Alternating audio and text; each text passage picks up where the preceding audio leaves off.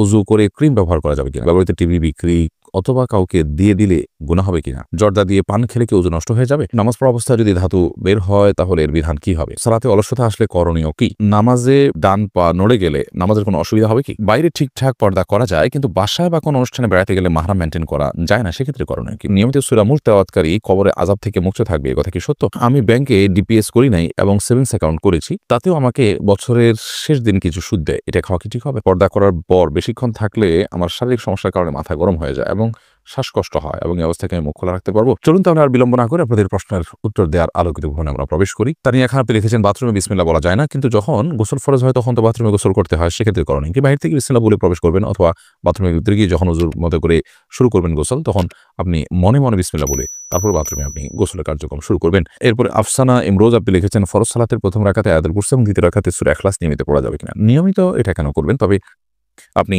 এটি করলে সালাত আদায় হয়ে যাবে, সালাত আদায় না হওয়ার কোনো কারণ নাই, আয়াতুল কুরসি প্রথম আয়াত রাকাতে পড়তেই পারেন আর দ্বিতীয় রাকাতে সূরা ইখলাসও পড়তে পারেন, এতে নামাজ হয়ে যাবে, নামাজ না হওয়ার কোনো কারণ নাই, কিন্তু সূরা ইখলাসকে আপনি মহব্বত করেন এবং আয়াতুল কুরসির ফজিলত আছে সেজন্য আপনি মহব্বত করেন, বাট এটাকে আপনি নিয়মিত করবেন কেন, নিয়মিত করাটা তো সুন্নাহ হতে পারে না, তবে সালাত আদায় হয়ে যাবে। এরপরে মাহফুজা মুক্তা আপনি লিখেছেন পার্লারে রূপচর্চা বা ফেসিয়াল করা যাবে কিনা, রূপচর্চা করা যেতে পারে শরিয়ার সীমার মধ্যে থেকে, আপনি ব্রু প্লাক করলেন না, আপনি হারাম কোনো কিছু করলেন না, শরীয়তের সীমানার মধ্যে থেকে আপনি রূপচর্চা করলেন, মেহেদি লাগালেন বা আপনার শরীরে যদি কোনো প্রকার কি বলে এটাকে মেকআপ করাতে হয়, সেই মেকআপের কারণে যদি কোনো প্রলেপ তৈরি না হয় যার কারণে ওযুতে কোনো অসুবিধা হবে, তাহলে কোনো অসুবিধা নেই।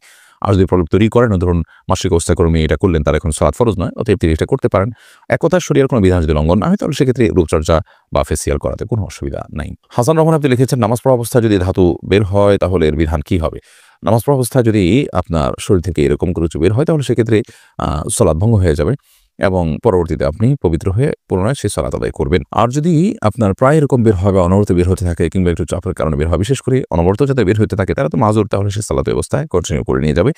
আর যদি চাপের কারণে বের হয় কিংবা কোনো বিশেষ কল্পনার কারণে বের হয় বা কোনো কারণে বের হয় তাহলে সেক্ষেত্রে তার সালাত নষ্ট হয়ে যাবে, যেহেতু অপবিত্র হয়ে গেছেন এবং অপবিত্র হয়ে গেলে সালাত ভঙ্গ হয়ে যায়, যার কারণে তিনি আবার অপবিত্র হয়ে সেই সালাতকে পুনরায় আদায় করবেন। আফসানা আফরিন উর্মি লিখেছেন নিয়মিত সূরা মুলক তেলাওয়াতকারী কবরে আযাব থেকে মুক্ত থাকবে, এ কথা কি সত্য, তাহলে হায়েজ নিফাস অবস্থায় ওই সূরার আমল মহিলারা কিভাবে করবে, এটাকে কোরআন কারীমের কোন সূরা যদি মাসিক অবস্থায় কোনো নারী তেলাওয়াত করেন তাহলে সেটা তেলাওয়াতের অংশ হিসাবে না বরং দোয়া বা জিকিরের অংশ হিসাবে করতে পারেন, সেটি জায়েজ আছে।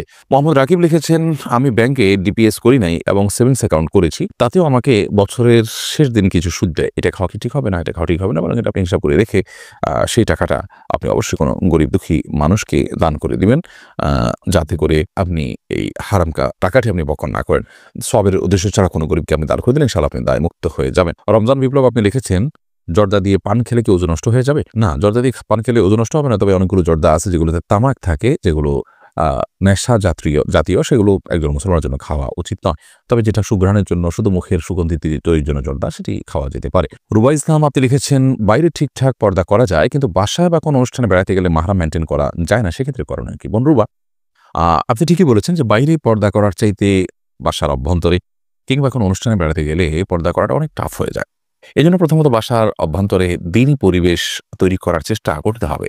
বাসা যারা বসবাস করেন তাদের মধ্যে দ্বীনি চেতনা তৈরি করার জন্য ঘরগুলোতে তালিম চালু করা যেতে পারে, দ্বীনি মজলিস চালু করা যেতে পারে, ওলামায়ে কেরামের সংস্রব বাড়ানো যেতে পারে, এভাবে নানাভাবে তাদেরকে যখন পর্দার গুরুত্ব বোঝানো যাবে তখন পর্দা মেনটেন করানো সহজ হবে।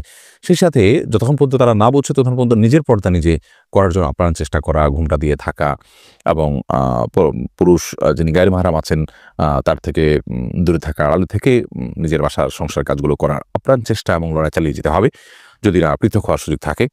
আর সেই সাথে কোনো অনুষ্ঠানে গেলে যদি পর্দাহীনতার মুখোমুখি হতে বাধ্য হয় তাহলে সে ধরনের অনুষ্ঠান এড়াতে হবে এবং অ্যাভয়েড করতে হবে। আর যদি কোথাও গিয়ে নিজের পর্দা মেনটেন করার সুযোগ থাকে আপ্রাণ লড়াই করে চেষ্টা করে যদি মেনটেন করা যায় তাহলে সেটি করা যেতে পারে। এরপরে রোকসানা পারভীন আপনি লিখেছেন সালাতে অলসতা আসলে করণীয় কি, সালাতে যদি অলসতা আসে তাহলে সেক্ষেত্রে আমাদের যেটি করতে হবে যে সালাতের আগ্রহ বাড়ানোর জন্য, সালাতে মনোযোগিতা বাড়ানোর জন্য সালাতের গুরুত্ব বিষয়ক বিভিন্ন বক্তব্য আছে, শুনতে পারেন এবং সে সম্পর্কিত অনেকগুলো বই আছে সেগুলো পড়তে পারেন এবং নেককার এবং আব্দে সালেহ বা আল্লাহর প্রিয় বান্দা মুত্তাকি পরহেজগারদের সোবত এবং সান্নিধ্যে আপনি উঠতে পারেন, ওঠা বসা করতে পারেন, তাহলে ইনশাআল্লাহ বিদিনিল্লাহ সালাতের অলসতা দূর হবে বলে আশা করছি। এমনি নুরুন নবী আপনি লিখেছেন নামাজে ডান পা নড়ে গেলে নামাজের কোনো অসুবিধা হবে কি, নামাজ যদি ডান পা নড়ে যায় কোনো অসুবিধা নেই, কিন্তু যদি ডান পা আপনি রুকু সিজদাতে একবারও না লাগান জমিনে, তাহলে সেক্ষেত্রে নামাজ হবে না। আপনার পা আছে, সুস্থ পা, অথচ আপনি পা জমিন লাগাচ্ছেন না, তাহলে নামাজ হবে না। কারণ নবী করিম সাল্লাল্লাহু আলাইহি ওয়াসাল্লাম বলেছেন, উমিরতু আন আসজুদা আলা সাবআতি আযমিন, আমি 7টি অঙ্গের উপরে সিজদা করার জন্য নির্দেশ আমাকে দেওয়া হয়েছে। তার মধ্যে থেকে এই 2 পা এগুলো জমিনের সাথে লাগা থাকতে হবে। তবে সামান্য একটু এদিক সেদিক হয়ে গেল, একটু সময়ের জন্য উঠে গেল সামান্য, আবার আপনি জায়গা রেখে ফেলেন, তাতে কোনো অসুবিধা হবে না। শারমিন আক্তার আপনি লিখেছেন, ব্যবহৃত টিভি বিক্রি অথবা কাউকে দিয়ে দিলে গুনাহ হবে কিনা? ব্যবহৃত টিভি আপনি বিক্রি করে দিতে পারেন। সেটা বিশেষ করে কোনো ভিন্ন ধর্মের মানুষের কাছে জায়েজ হতে পারে বা মুসলমানের কাছেও জায়েজ হতে পারে, কারণ এটা ব্যবহারের উপর নির্ভর করে। যদি সে ভালো ব্যবহার করে, এখান থেকে ভালো কিছু দেখে, তখন তার জন্য এটা জায়েজ হতে পারে। সেই হিসাবে আপনি এটি বিক্রি করতে পারেন। সিয়াম আহমেদ লিখেছেন, আজ থেকে 2 বছর আগে একটা প্রেম করতাম। শয়তানের ধোঁকায় পড়ে তাকে আমি বলি, তুমি কবুল বলো, আমি কবুল বলি। তারপর আমরা কবুল বলি। এটি কি সত্যিকারের বিয়ে হয়ে গেছে? কেউ জানে না, কোনো সাক্ষীও ছিল না। কয়েকদিন পরে আমি তার সাথে ব্রেকআপ করি। আল্লাহ মাফ করুক, এর কারণে বিয়ে হয়নি। তবে আপনাদের এই জঘন্য অপরাধ এবং বিবাহ বহির্ভূত যে সম্পর্ক আপনারা করেছেন, সেজন্য আল্লাহ তাআলার কাছে মাফ চাইতে হবে, ইস্তেগফার করতে হবে, ক্ষমা প্রার্থনা করতে হবে এবং ভবিষ্যতে এ ধরনের পাপাচার পথে ভুলেও না মারা দেওয়ার এবং না হাঁটার তওবা প্রতিজ্ঞা আল্লাহ তাআলার কাছে করতে হবে। তানজিল আপনি লিখেছেন, পর্দা করার পর বেশিক্ষণ থাকলে আমার শারীরিক সমস্যার কারণে মাথা গরম হয়ে যায় এবং শ্বাসকষ্ট হয়, এবং এই অবস্থাকে আমি মুখ খোলা রাখতে পারবো? দেখুন, আপনি যদি পুরুষদের মধ্যে থাকেন, তাহলে সেক্ষেত্রে আপনি প্রয়োজনে মুখের নেকাব খুলে ওড়নাকে টেনে দিয়ে আপনার মানে সৌন্দর্য যাতে অপ্রকাশিত থাকে এবং আবৃত থাকে, সেই ব্যবস্থা করলেন, কিন্তু আবার মুখে নেকাবও বললেন না, জাস্ট আপনি পর্দা টেনে দিলেন। এভাবে আপনি থাকতে পারেন, কোনো অসুবিধা নেই।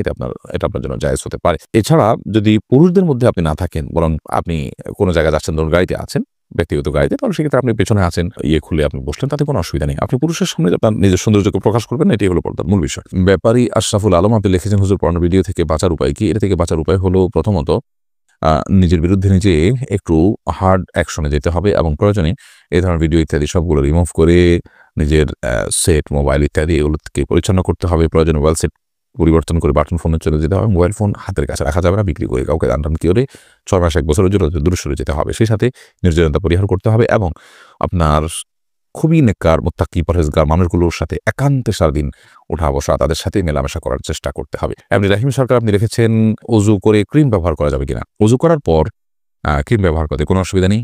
লোশন, ক্রিম, তেল এগুলো ব্যবহার করা যেতে পারে, এগুলো কোনো ক্ষতিকর বিষয় নয়। ফারজানা ফারিন আপনি লিখেছেন, না জেনে কাউকে মিথ্যা অপবাদ দিলে পরে জানতে পারলে তার কাছে কি মাপ চাইতে হবে? দেখুন, না জেনে যদি কাউকে মিথ্যা অপবাদ দেন আপনি, তাহলে সেক্ষেত্রে পরবর্তী যখন জানতে পারলেন যে তার প্রতি অপবাদ দিয়েছেন, তার প্রতি অবিচার করেছেন, তার হক নষ্ট করেছেন, অবশ্যই তার কাছে আপনি মাপ চাইবেন। কারণ কোনো মানুষ তার প্রতি আপনি যখন অপবাদ দিলেন, তাহলে সেক্ষেত্রে এটা তার হক নষ্ট করলেন, অতএব তার কাছে অবশ্যই আপনি মাপ চাইবেন।